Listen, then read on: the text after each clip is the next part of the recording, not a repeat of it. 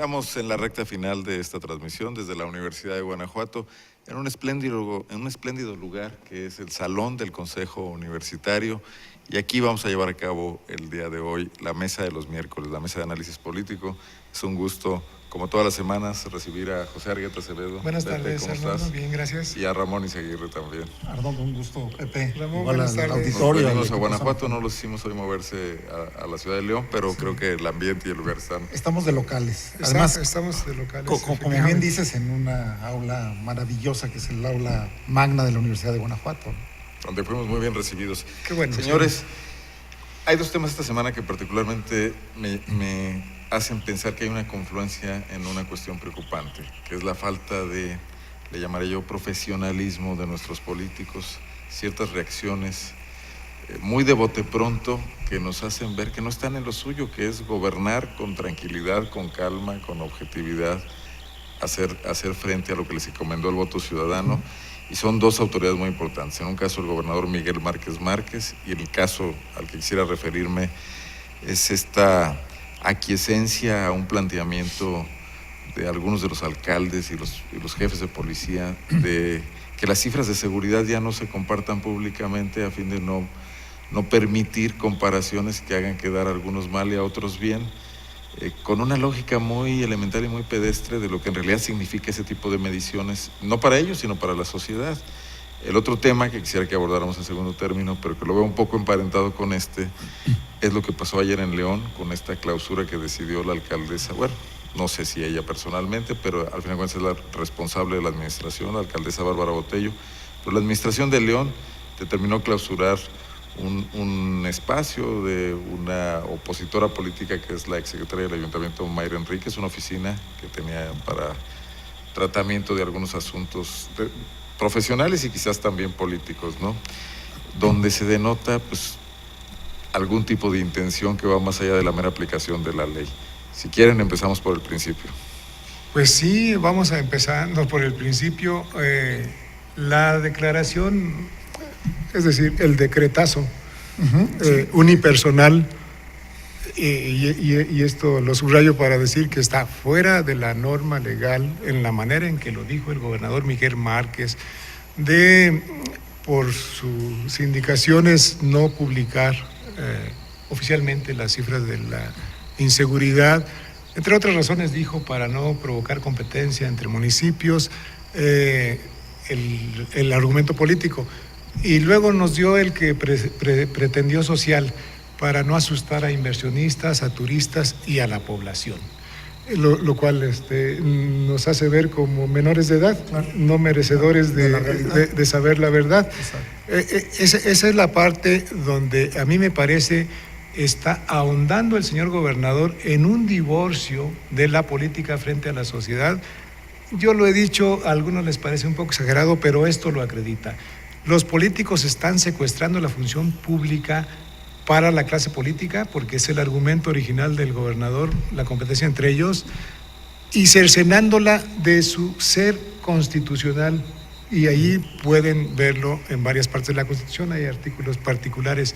El poder público se constituye en servicio de la sociedad y no al revés, ¿sí? Por el pueblo, para el pueblo, decía así sigue diciendo, ¿no? La frase que viene de la Constitución norteamericana, ¿no? Sí, yo creo que lejos de, bueno, cada vez más lejos de su discurso de transparencia, el gobernador, te lo señalaba el lunes, perdón, la parte final de mi comentario telefónico. Yo creo que ahora, además, con una confesión expresa de opacidad. Y yo reiteraría esto que señala Pepe en cuanto a que en la construcción de las leyes de transparencia se procuró desde el inicio de que no fuera el gobernante directamente el que tomara las decisiones de qué información es pública y qué no. Así venía ocurriendo y bueno, pues lo que teníamos era un Estado terriblemente opaco, ¿no? Lo que pretende la ley de transparencia es que sea una unidad relativamente ajena, con cierta autonomía, la que toma estas decisiones. Y no es el caso de la ley de Guanajuato, que da lineamientos generales, aunque de los cuales se detalla muy bien qué información es pública. Hay leyes en varios estados en los que te dice la información del Ejecutivo que es pública es esta y esta y esta y esta. O sea, tratando de ir más al detalle para evitar este tipo de situaciones, precisamente esta tentación a estos decretazos. Se le olvida al gobernador que no es él el que dispone qué información es pública y qué no, sino la ley, que tiene una ley que determina eso. Entonces, yo lo comento en mi artículo, no falta solo a su palabra. El problema es, estamos muy acostumbrados a que los políticos falten a su palabra. El problema es que falta a la ley. ¿Sí? Le da tortura a la ley, como dicen ustedes los abogados, ¿no? Sí, efectivamente, y creo que es muy desafortunada, aunque luego en un comentario posterior matizó el tema diciendo, bueno, pues si nos lo solicitan lo entregamos. No es esa la disposición de un gobierno transparente, ¿no? La disposición de un gobierno transparente es publicar, tener en los portales lo más posible. La conquista constitucional reciente de la máxima publicidad, exacto, se deniega. O sea, la máxima publicidad involucra, e incluso lo dice expresamente, la obligación del gobernante de publicar todo, sí, excepto las cosas reservadas. Que debo decirte que es el principio constitucional, pero además, tal vez más violado, Sí.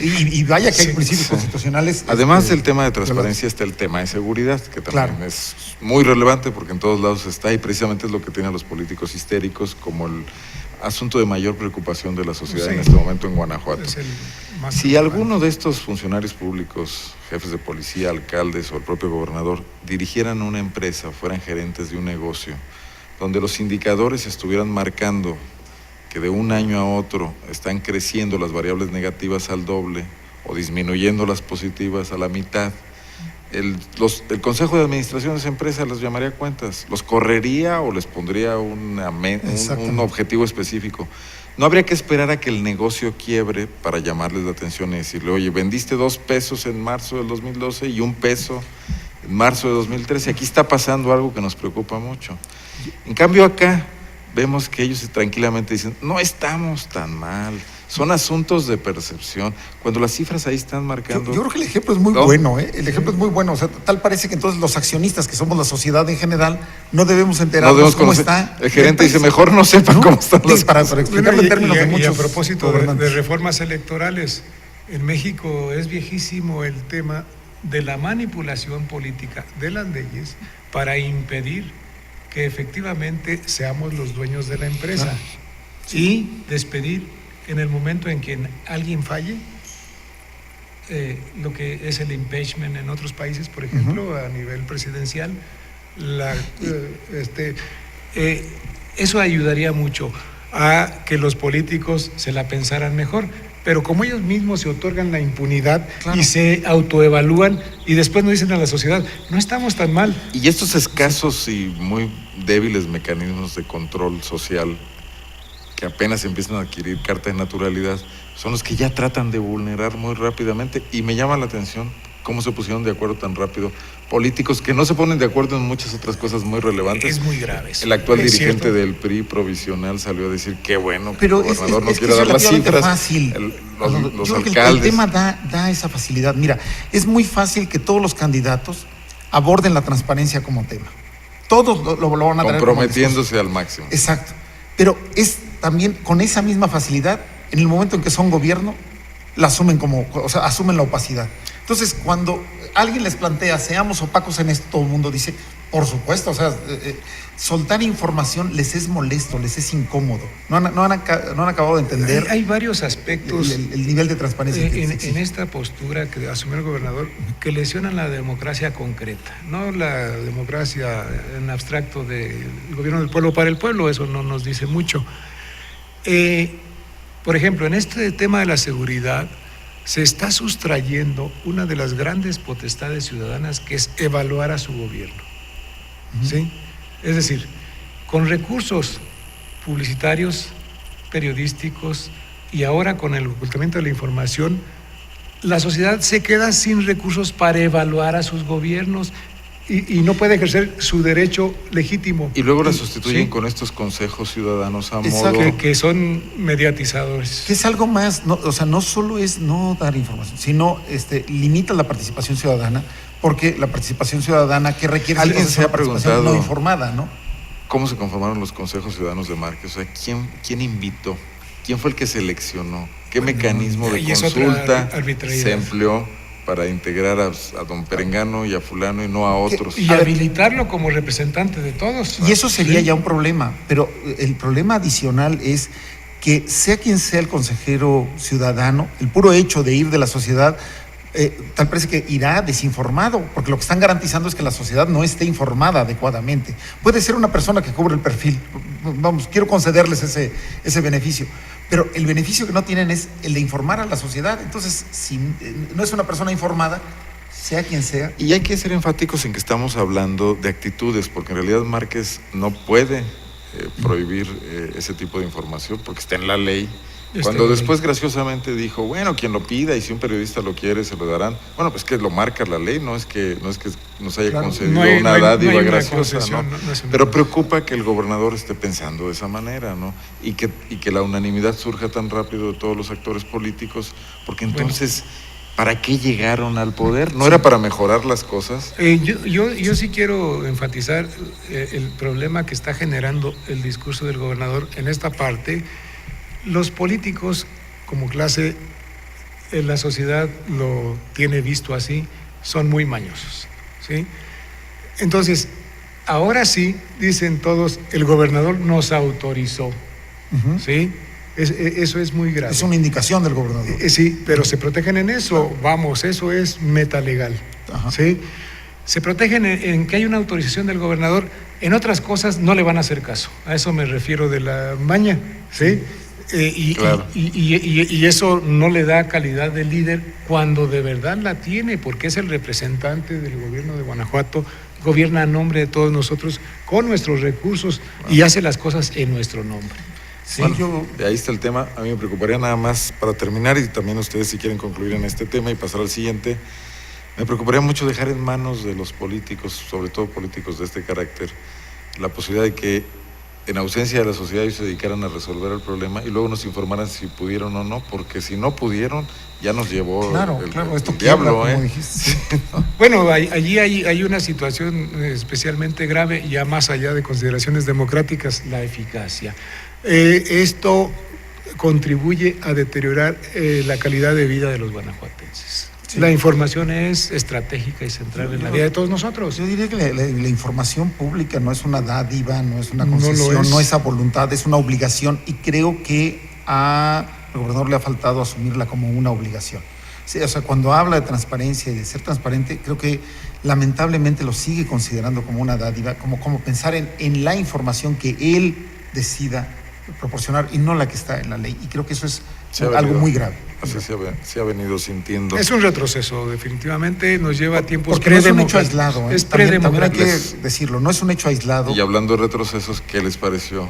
Y pasamos al tema, la decisión del Ayuntamiento de León, o ni siquiera del Ayuntamiento, de la administración, de la clausura de la que hacíamos alusión, del despacho de Mayra Enríquez. Pues es una competencia por retrocesos entre Bárbara y Miguel Márquez, desgraciadamente, porque lo que estamos viendo es una inclinación a una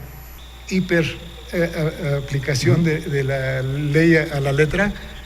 En el mejor de los casos. No, bueno, sí, pero esto lo matizo de esta manera, con dedicatoria. Claro. Sí, ese es el problema, porque efectivamente ya lo han informado en la propia administración, los casos de usos de suelo no actualizados en León son casi todos.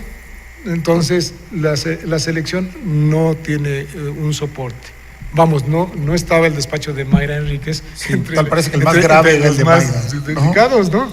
Bueno, yo insisto, lo dije en mi artículo, lo puse en las redes sociales, yo le reitero mi solidaridad a Mayra Enríquez ante esto, que me parece, de la información que tenemos, una clara arbitrariedad, me parece muy grave, porque yo creo que habría que analizar un fenómeno social y un fenómeno legal. El fenómeno social es esto que ocurre en muchas colonias, no solo de León, sino de diferentes ciudades, en donde una casa de repente se convierte, o parte de una casa se convierte en un despacho, en una oficina, o a veces en un tendajón, cosa por el estilo.